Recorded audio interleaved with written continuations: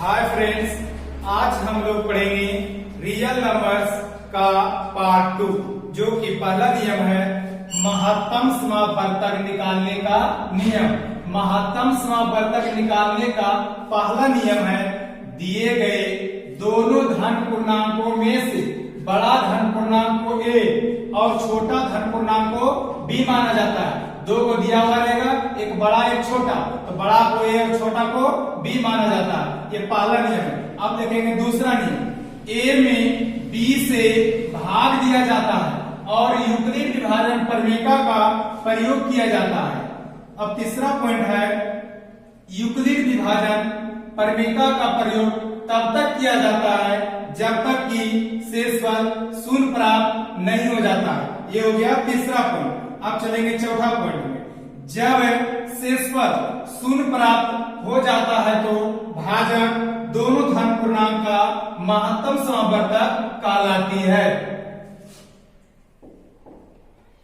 पहला एग्जाम्पल है 250 तथा 175 का महत्तम समापवर्तक यूक्लिड विभाजन एल्गोरिथ्म के द्वारा निकाले। इससे पहले समझाए थे कि बड़ा को ए और छोटा को बी मानना है। लिखेंगे हल, माना कि ए बराबर 250, बी बराबर 175। वहां बताए थे कि पहले को ए मानना है, इसीलिए 250 बड़ा है, इसको ए मान लिए, और बी 175 छोटा है तो छोटा को बी मान लिए। अब लिखेंगे चरण फर्स्ट। चरण फर्स्ट में है 175 से भाग देंगे 250 में, एक बार में लगेगा 175, यहां घटा देंगे 7, बचेगा 75। अब यहां लिखना है यूक्लिड विभाजन है एल्गोरिथ्म से, जो कि इसका नियम होता है a बराबर बी क्यू प्लस आर। तो a तो हो ही गया, b हो गया, तो a बराबर लिखेंगे 250, b बराबर होगा 175, अब q भागफल को कहते हैं, तो 1 प्लस r बराबर 75। जब तक कि शेषफल शून्य ना हो जाए, जब तक छोड़ना नहीं है, यहां हो जाएगा r बराबर नॉट इक्वल टू 0। क्या है कि शेषफल जो है शून्य है, 75 है, r बराबर नॉट इक्वल टू 0 यानी 0 के बराबर नहीं है।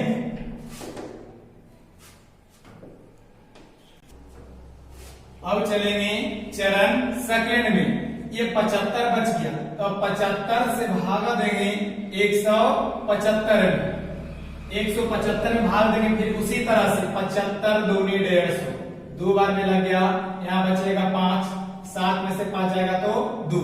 अभी भी r बराबर 0, शेषफल 0 नहीं आया है, तभी इसमें आगे चलेंगे। लिखेंगे यूक्लिड विभाजन है एल्गोरिथ्म,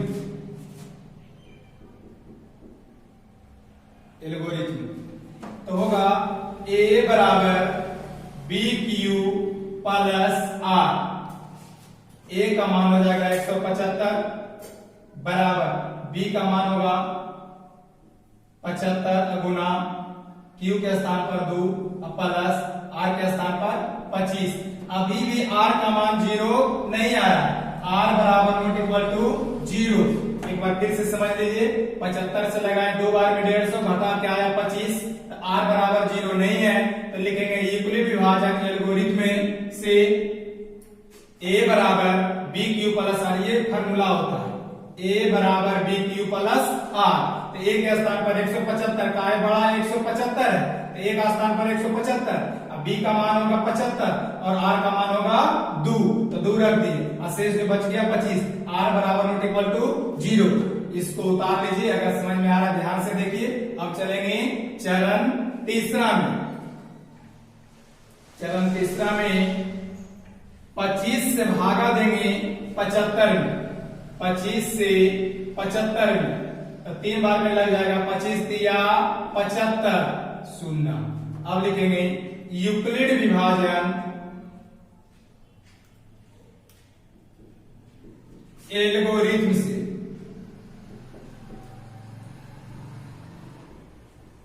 ये जो फॉर्मूला होता है ए बराबर बी क्यू प्लस आर, ये एल्गोरिथम साहब ने सिंपली थे कि ए बराबर बी क्यू प्लस आर, तो ए के स्थान पर होगा 75 बराबर बी का मान होगा 25, तो 25 लिखेंगे गुना क्यू का मान होगा 3, तो 3 प्लस आर का मान 0, 0 आ गया, आर बराबर 0, क्या लिख देंगे आर बराबर 0।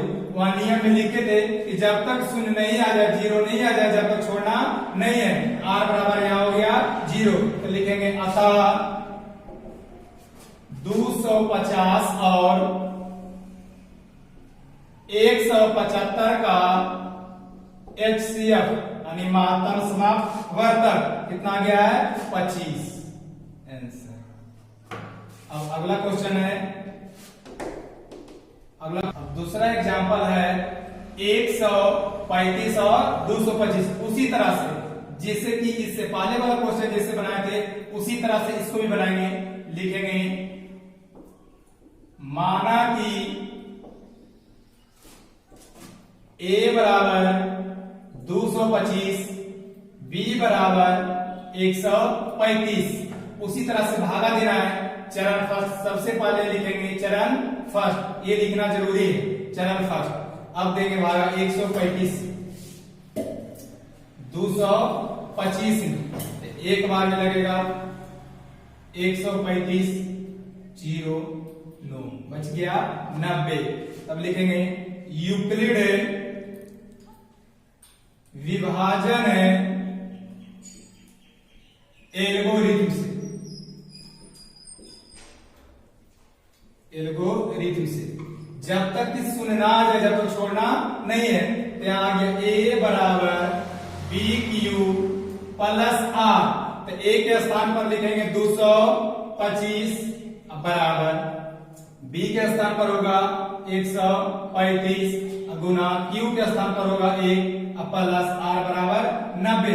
ये ए जो है यहाँ है 225, बी का मान 135 और क्यू का मान जो है भागफल है वो क्यू का मान होता है आर बराबर 0, यानी शेषफल जो है आर होता है। तो अभी 0 नहीं आया, आर बराबर नॉट इक्वल टू 0। तो अगला चरण में चलेंगे, चरण सेकेंड, पहला में नहीं आया तो दूसरा में देखेंगे। अब भागा देना है 90 से भागा 135 में, जो शेष बचता है उससे भागा देना है, यानी आर से भागा बी में। अब देखेंगे चरण सेकेंड, 90 से 135। अब देखना एक बार में फिर लगेगा तो होगा 90 5 4, फिर भी आर बराबर 0 नहीं आया तो लिखेंगे यूक्लिड विभाजन एल्गोरिथम से, एल्गोरिथम से a बराबर बी क्यू प्लस आर, ये फॉर्मूला भूलना नहीं, इसी पर बनेगा।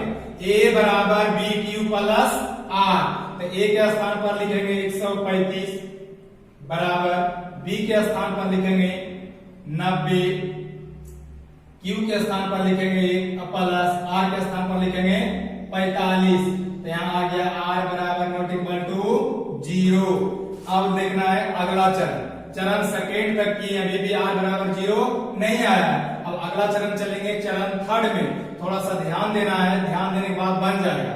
अब चरण तीसरा 45 से 90 में, 45 से 90 में ये चरण तीसरा, ये लिखने के लिए भूलना नहीं है। चरण तीसरा 45 से 45 दूनी 90 आ गया 0, यही तो करना था, यही तो लाना था, आ गया है 0।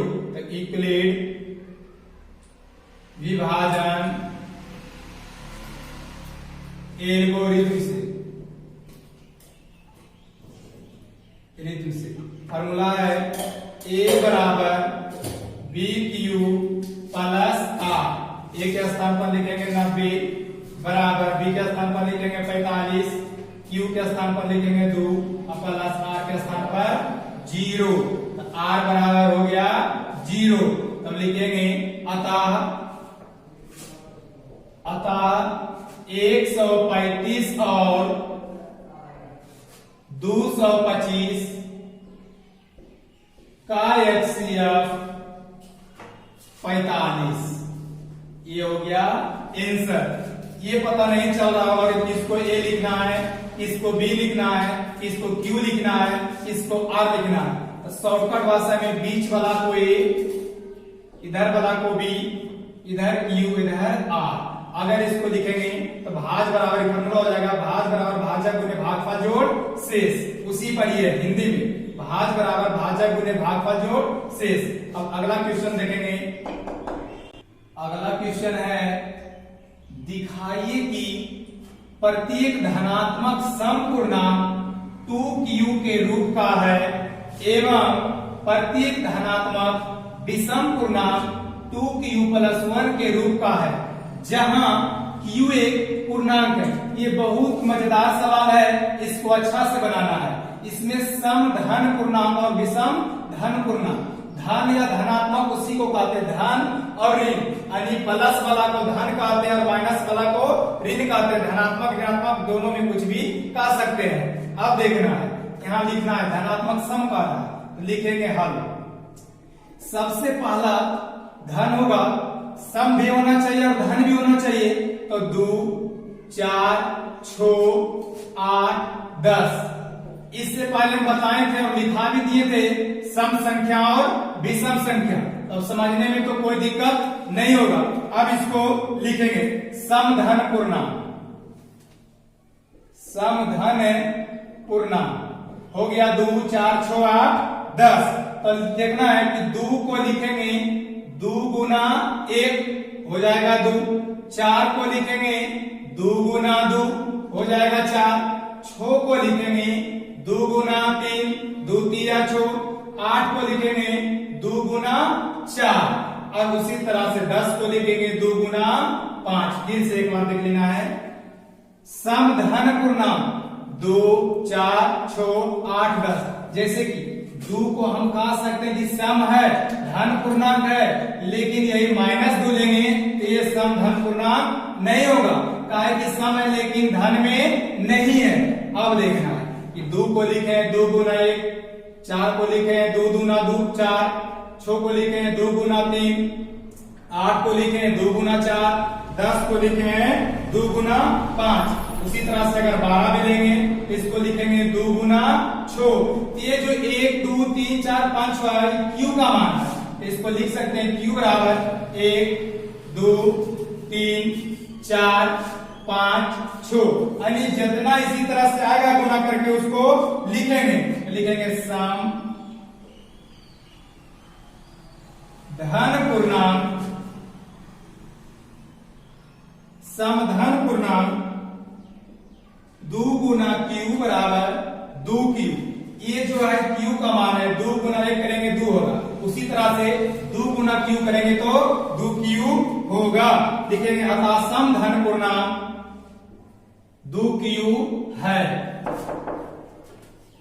अब फिर से एक बार देख लेते हैं कि ये सम धन पूर्णांक है, तो यहां लिख देंगे अतः सम धन पूर्णांक है 2q, 2 गुना q लिखें तो 2q। यहां जैसे लिखे 2 गुना 1 तो 2 हो गया, 4 को लिखे 2 दूनी 4 हो गया, 6 को लिखे 2 तिया 6, 8 को लिखे 2 चौके 8, 2 पचे 10, 6 दूनी 12, 2 गुना 6। ये हो गया था सम धन पूर्णांक है। अब चलेंगे विषम धन पूर्णांक, इसमें सम भी कह रहा हो विषम भी कह रहा हो, लिखेंगे पुनः, फिर से चलेंगे विषम में, पुनः विषम धन पूर्णांक होगा 1, 3, 5, 7, 9, 11 डॉट। इसी तरह से आगे चलते चलेंगे। तो 1 को कैसे लिखना है वो देखना है कि 1 को कैसे लिखेंगे। 1 बराबर 2 गुना 0 प्लस 1, तो यहां होगा 2 गुना 0 करेंगे तो 0 प्लस 1 बराबर 1। अब है 3, तो 3 को कैसे लिखेंगे, 3 को देखना है 2 गुना 1 प्लस 1, 2 गुना 1 करेंगे तो हो जाएगा 2 प्लस 1 बराबर 3। अब लिखेंगे 5, 5 को लिखेंगे 2 गुना 2 प्लस 1 बराबर 2 दूनी 4 प्लस 1 बराबर 5। यहाँ 2 क्यूब प्लस 1 के रूप में लिखना है, तो 2 क्यूब हो गया प्लस 1। अब लिखेंगे 7, तो 2 गुना 3 प्लस 1, तो 2 तिया 6 प्लस 1 बराबर 7। अब लिखेंगे 9, तो इसको लिखेंगे 2 गुना 4 प्लस 1 बराबर 8 प्लस 1 बराबर 9। अब यहां होगा Q बराबर 1 3 5 7 9। इसी तरह से आगे बढ़ेंगे हम, किए 9 तक, अब 11 तक, 13 15 आगे भी बढ़ा सकते हैं। अब देखना है क्या लिखेंगे 2Q प्लस 1, इसको लिखना है 2 गुना Q प्लस 1, तो 2Q प्लस 1। हम कह सकते हैं कि अतः विषम धन पूर्णांक 2Q प्लस 1 के रूप का है। यहाँ दिखा दिए हैं कि एक को कैसे लिखना है। पहला विषम धन पूर्णांक है तो उसको कैसे लिखना है कि एक को लिखेंगे 2 गुना 0 प्लस 1, तो यहाँ कह रहा है 2 है तो 2 लिख दिए हैं, Q का मान हम 0 ले लिए हैं, प्लस 1 था तो प्लस 1 लिख दिए, तो 2 गुना 0 करेंगे तो 0 होगा, फिर प्लस है तो प्लस 1 आ जाएगा, फिर से 3 है तो 3 को लिख दिए 2 इस सवाल से यानी क्वेश्चन से है।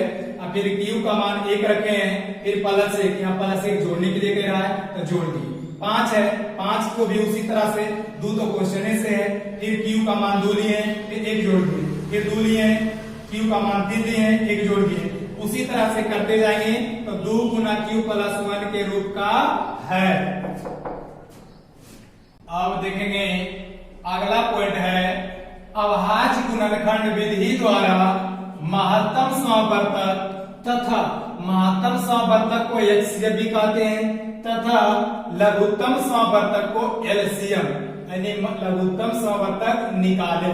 तो महत्तम समावर्तक निकालने का नियम है, समझना है कि 2 या 2 से अधिक धन पूर्णांकों के अभाज्य गुणनखंड में उभयनिष्ठ गुणनखंड, कल भी बताएं कि उभयनिष्ठ के बारे में कि जो कि मिलता है उसी को उभयनिष्ठ कहते हैं। उभयनिष्ठ गुणनखंड के गुणनफल को महत्तम समावर्तक कहते हैं। एग्जाम्पल में है 2 पर पावर 3 गुना 3 पर पावर 3 गुना 5 पर पावर 2, ये पहला। दूसरा में है 2 पर पावर 2 गुना 3 गुना 5। अब देखना है कौन कौन मिल रहा है। अब देखेंगे 2 मिल रहा है, 2 मिल रहा है, लेकिन HCF में जो पावर होता है कम वाला होना चाहिए। यहाँ तो मिल रहा है 2 पर पावर 3 और 2 पर पावर 2, तो यहाँ पावर 3 है, यहाँ पावर 2 है, तो छोटा वाला को लिखेंगे 2 पर पावर 2। फिर यहाँ 3 मिल रहा है और यहाँ भी 3 मिल रहा है, लेकिन 3 का घात 3 का जो पावर है 3 है, यहाँ कितना है 1 है, तो छोटा ये हो गया, इसको लिखेंगे। फिर यहाँ 5 मिल रहा है, यहाँ भी 5 मिल रहा है, लेकिन 5 का जो एक घात है 2 है, यहाँ 1 है, तो कम घात वाला लिखेंगे। याद रखना है कि HCF में कम घात वाला होता है और LCM में अधिक यानी उच्च घात वाला होता है, तो लिख दिए 2 पर पावर 2 गुना 3 गुना 5। ये हो गया HCF निकालने का तरीका अभाज्य गुणनखंड विधि द्वारा। अब इसको गुणा करके लिख सकते हैं। अब है लघुत्तम समावर्तक, 2 या 2 से अधिक धन पूर्णांकों के अभाज्य गुणनखंड में उच्च घात। अभी समझाए थे कि यहाँ कम घात है, यहाँ उच्च घात। उच्च घात का मतलब कि ज्यादा घात, और सभी अभाज्य गुणनखंड गुणनफल को लघुत्तम समावर्तक कहते हैं। यहाँ बोले थे कि जो उभयनिष्ठ गुणनखंड है जो मिल रहा है उसी को लिखेंगे, यहाँ उसका उल्टा जो नहीं भी मिल रहा है उसको भी लिखेंगे, लेकिन उच्च घात वाला को लिखेंगे। जैसे यहाँ 2 पर पावर 3 है, यहाँ 2 पर पावर 2 है, यहाँ 2 पर पावर 3, यहाँ 2 पर पावर 2, तो ज्यादा घात वाला 2 पर पावर 3 होगा, तो 2 पर पावर 3 लिखिए। यहाँ भी मिल रहा है 3 पर पावर 3, यहाँ मिल रहा है 3, यहाँ पावर 3 है तो यहाँ 3 वाला लिखाएगा। 5 पर पावर 2, यहाँ 5 है, यहाँ तो 5 पर पावर 2 वाला लिखाएगा। इसको समझने के लिए शॉर्टकट से एक याद रखना है कि एचसीएफ में कम और एलसीएम में ज्यादा क्या घात रहेगा उसी को लिखना है, और एलसीएम में सबको लिख देना है, जो मिलेगा जो भी नहीं मिलेगा वो भी, लेकिन इसमें उसका उल्टा उभयनिष्ठ गुणनखंड होना चाहिए, उसी को लिखेंगे। उसी पर एक एग्जाम्पल है, पहला क्वेश्चन है कि अभाज्य गुणनखंड विधि द्वारा एचसीएफ और एलसीएम ज्ञात करें। अगर इससे पहले जो पॉइंट समझाए थे अगर वो अच्छा से समझ में आ गया होगा, ध्यान दिए होंगे, तो ये बनने में कोई दिक्कत नहीं होगा। पहला क्वेश्चन है 12, 15 और 21। देखेंगे 12 को लिखेंगे 2 गुना 3, तो इसको लिख सकते हैं 2 पर पावर 2 गुना 3। अब रह गया 15 को लिखेंगे 3 गुना 5। अब है 21 को लिखेंगे 3 गुना 7, तो इसका एलसीएम हो जाएगा 2 पर पावर 2 गुना 3 गुना 5 गुना 7, इसको गुना करके लिखेंगे 2 दूनी 4, 4 12, 12 5 60, 7 6 42, 420। अब इसमें देखें कि जो कुछ घात वाला था उसको लिखे हैं और बाकी सबको भी लिख दिए। अब एचसीएफ लिखना है, तो एचसीएफ में बोले थे उभयनिष्ठ गुणनखंड जो कि मिलना चाहिए। यहाँ 2 वाला है, यहाँ 2 है नहीं है, यहाँ 2 है नहीं है। अब देखेंगे 3 यहाँ भी है, यहाँ भी है, यहाँ भी है, तीनों में 3 3 मिल रहा है, इसका एचसीएफ कितना हो जाएगा 3। बहुत ही आसान है, इसको समझने में कोई दिक्कत नहीं होगा।